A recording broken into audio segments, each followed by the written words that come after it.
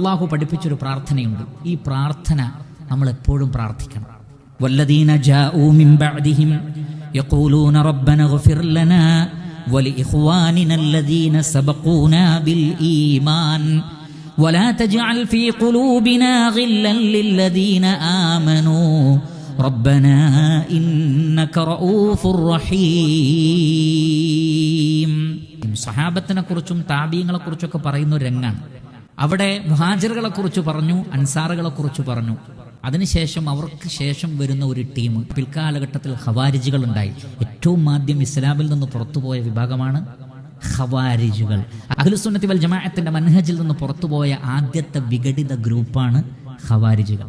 എന്താണ് അവരുടെ വിഘടനത്തിന്റെ പ്രധാനപ്പെട്ട കാര്യം? സ്വഹാബത്തിനെ സംബന്ധിച്ച്, അവരിൽ മഹാഭൂരിപക്ഷത്തെ സംബന്ധിച്ചും അവർ കാഫിറുകളാണെന്ന് വിധി എഴുതിയിരുന്നു. അവരുടെ ജീവിതത്തിൽ സംഭവിച്ച ഇജ്തിഹാദിയായ കാര്യങ്ങളെ എന്നിട്ട് അതിന്റെ പേരിൽ സ്വഹാബത്തിനെ കുറിച്ച് അങ്ങനെ ചിന്തിക്കാൻ വേണ്ടി ഒരു കായികയും ഉണ്ടാക്കി. വൻ പാപങ്ങൾ ചെയ്തവർ നരകത്തിൽ നിത്യവാസികളാകുന്നു. നരകത്തിൽ നിത്യവാസികളാവുന്നവൻ ആരാണ്? മുസ്ലിം അല്ല. അതുകൊണ്ട് ഈ വൻപാപം ചെയ്ത സ്വഹാബികളൊക്കെ സത്യനിഷേധികളാകുന്നു. പക്ഷെ സ്വഹാബികൾ ആരും വൻപാപം ചെയ്തിട്ടില്ല. അവർക്ക് ഇജ്തിഹാദിയായ വിഷയത്തിൽ അഭിപ്രായ വ്യത്യാസം ഉണ്ടായിട്ടുണ്ട്. പക്ഷേ അതല്ലാത്ത ഒന്നും അവരിൽ ഉണ്ടായിട്ടില്ല. പക്ഷേ സ്വഹാബത്തിനെ കുറിച്ചുള്ള മോശമായ വന്ന് നിങ്ങൾക്ക് ഖവാരിജുകളിൽ കാണാം, തത്തുല്യരായ ഷിയാക്കളിൽ കാണാം. അതേപോലെയുള്ള ആളുകളിലൊക്കെപ്പെട്ട ആളുകൾ പലപ്പോഴും സ്വഹാബത്തിനെ കുറിച്ച് മോശമായി ചിന്തിച്ചത്. ആ പശ്ചാത്തലത്തിൽ ഇറങ്ങിയിട്ടുള്ള ആയത്താണ് അല്ലാഹു സുബ്ഹാനഹു വ തആല പറയുന്നത്, വല്ലദീന ജാഉ മിൻ ബഅദിഹിം. സ്വഹാബത്തിന് ശേഷം വരുന്ന താബീങ്ങളും തബൗ താബീങ്ങളും അവരെന്താ ചെയ്യേണ്ടത്? യഖൂലൂന റബ്ബന ഇഗ്ഫിർ ലനാ വലിഇഖ്വാനിന അല്ലദീന സബഖൂനാ ബിൽ ഈമാൻ. അല്ലാഹുവേ, ഞങ്ങൾക്കും ഞങ്ങളെ മുൻകടന്നു പോയ, ഈമാനിൽ ഞങ്ങളെ മുൻകടന്നു പോയ ഞങ്ങളെ സഹോദരങ്ങൾക്കും പുറത്തു തരണേ റബ്ബേ.